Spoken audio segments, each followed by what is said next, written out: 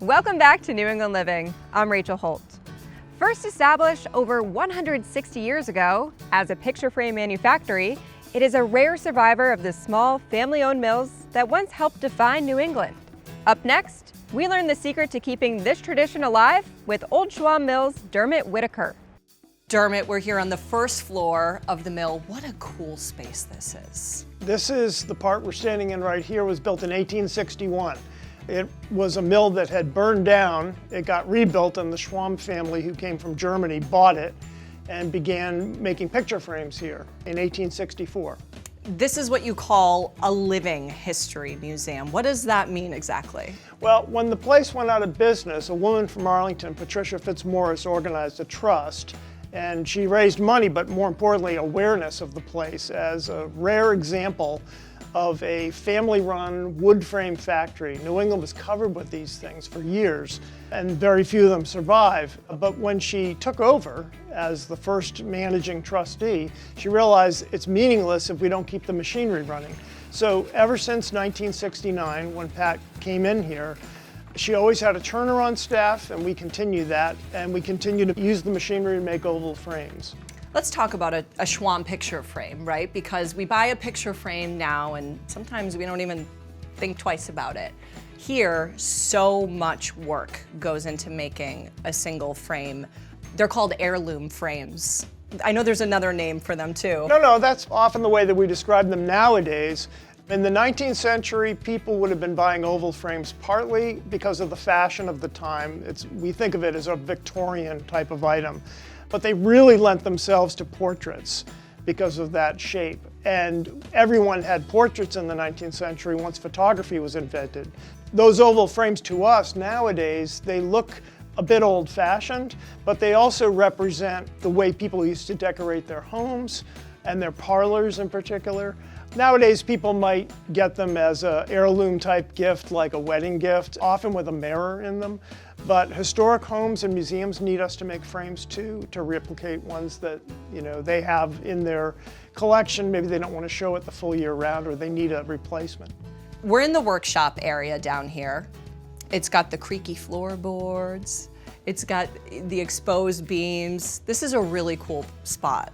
Almost nothing about the building has been significantly changed since 1969. It still has a certain dampness about it. It still seems like a 19th century or 20th century factory.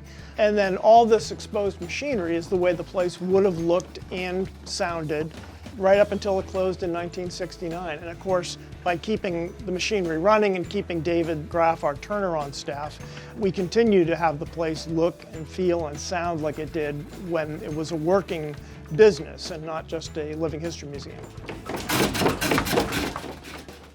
And a key part of that living history experience is wood turner David Graff, who's been creating these hand-turned oval frames for over 25 years. All right, so David, you're the wood turner here at the mill. You're the person who is operating these machines that are some of the oldest in the country, I understand? Well, I'm aware of the fact that this is a national historic site, and it's the only place left possibly in the world that has this particular kind of machinery. And the lathes in particular, the oval or elliptical faceplate lathes, are the only ones of their kind possibly in the world. Wow. I'm really trying to uphold that standard of excellence that they established over about 100 years of doing this work. It's cool to think about the other hands who have touched these things that you now use. That's a very good point. Yeah, I think about it. I mean, somebody had to design these lathes. Somebody had to sit down and think about how is this really going to work. There's a lot of thinking and choices that were made along the way, and here we are. So much work, but it's 2025 and it's all still being used, and so all worth it. Oh yeah, no, I totally respect the ingenuity and choices and the quality of the work that wasn't done all those years ago. What is the response like when people come in, because it is a living history museum, and you get to come in and actually see this happening in the process? What are the reactions that you get? Most times people feel like they're actually stepping back in time. Everything's different, the telephones, the typewriter, and all the machinery with its belts and everything is just a totally different way of doing things than most kids have grown up with, where almost all design happens on a computer and is virtual, whereas everything in here is material and sharp and fast moving. And you're actually trying to make physical things interact with wood to come up with a beautiful object.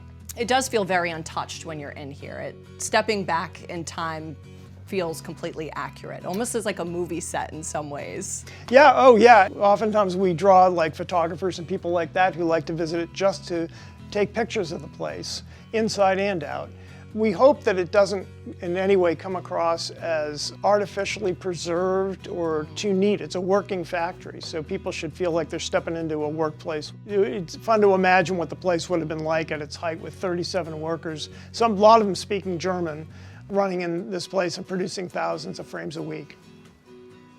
One thing that's great about the place too, because the walls have never been cleaned or repainted or anything, is that they're covered with graffiti from the workers, oftentimes like the first snow of the year or serious snowstorms or big news events. Sometimes they'd record, not to mention their own names, their first day, the day they quit, all those things recorded on the walls.